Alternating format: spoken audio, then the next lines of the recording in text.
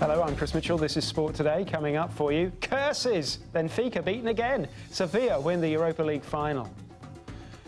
The joys of fatherhood. Federer loses in his first game back. And Italian joy. Ulisse wins the 5th stage of the Giro d'Italia.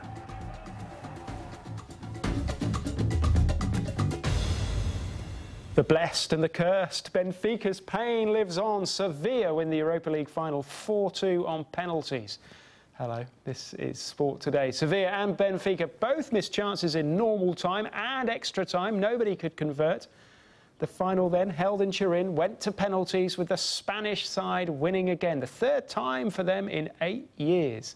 For the Portuguese, that famous curse lives on, doesn't it? More on that for you in a moment. But first to our football reporter Steve Crossman, who has the story of the game. I asked him whether the best team won.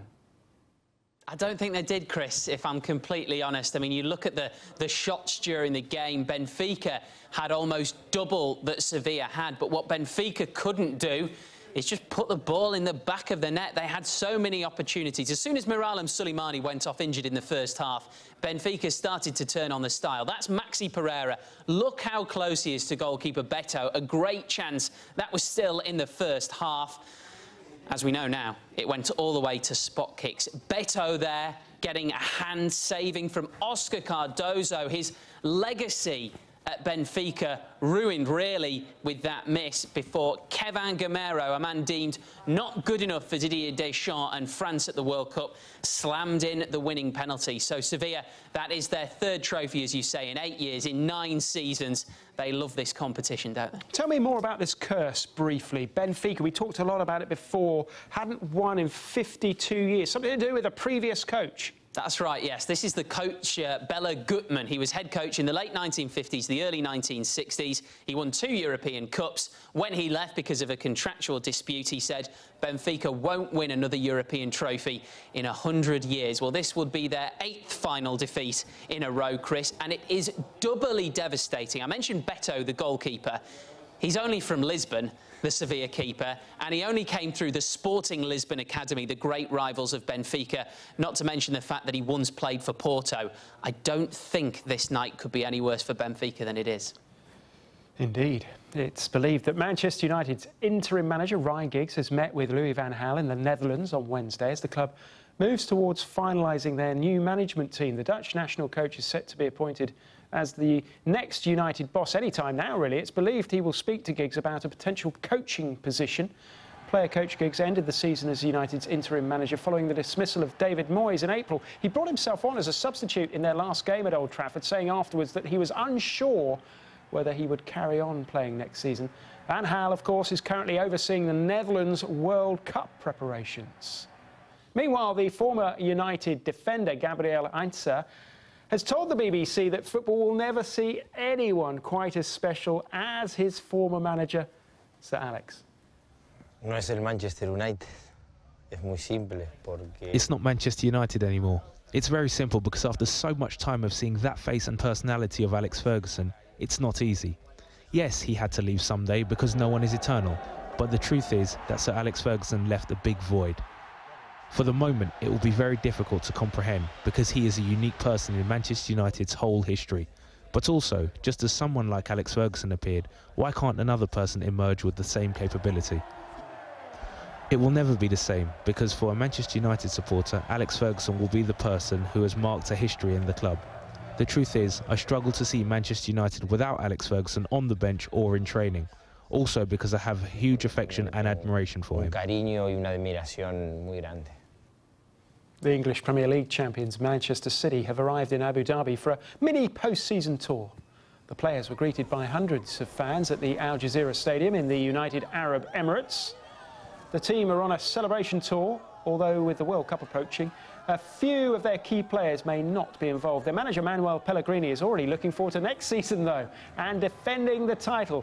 There's some flash photography coming up. And next week we start working in in which way we can improve. I think it's very important for this team to try to improve every year what we did the last season. So we'll see which is the best way to improve in that sense and try to continue winning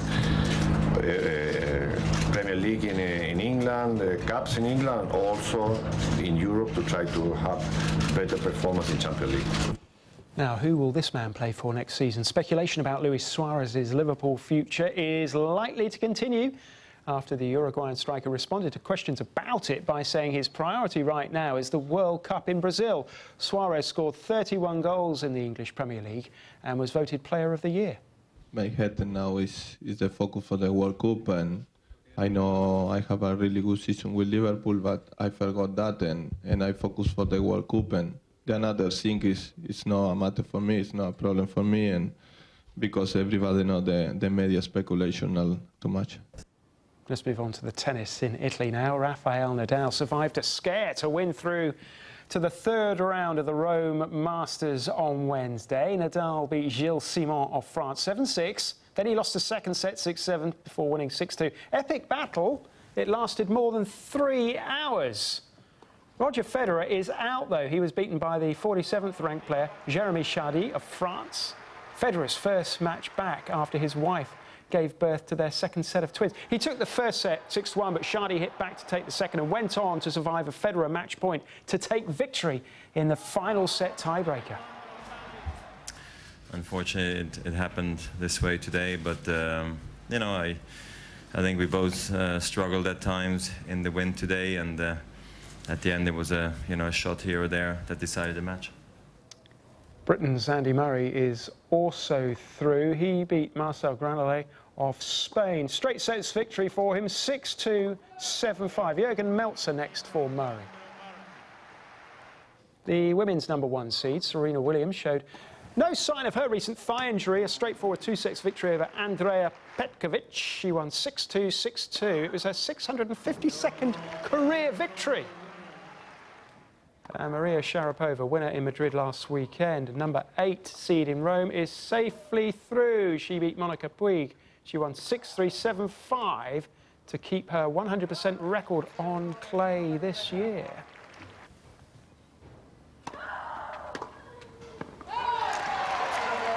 The scream still works too. A late burst from Italy's Diego Ulissi saw him clinch victory in the 5th stage of the Giro d'Italia.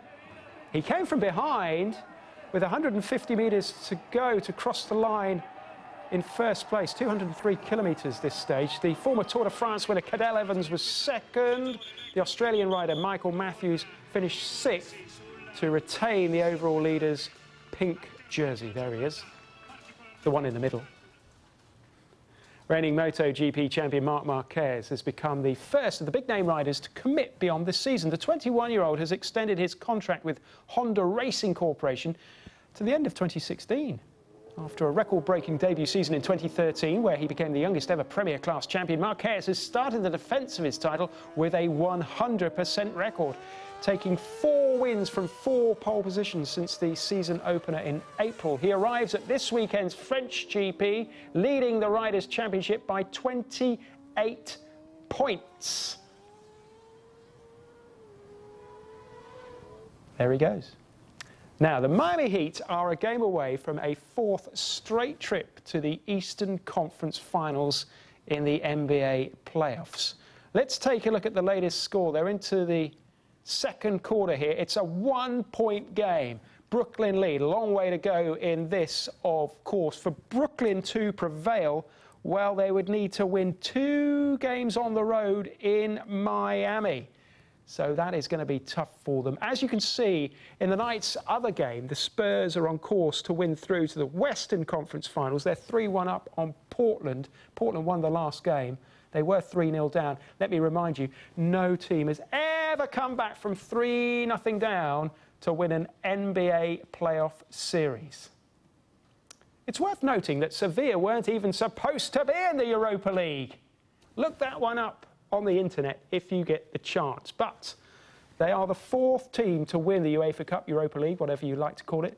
3 times. That's after Juventus, Internazionale and Liverpool have all done it. It's our top story here on BBC World News. Sevilla beat Benfica on penalties 4-2 to win the Europa League final. Pain for Benfica. 52 years now since they last won in Europe in 1962. The famous curse lives on. Look that one up too. I'm Chris Mitchell, and that for you for now was Sport Today.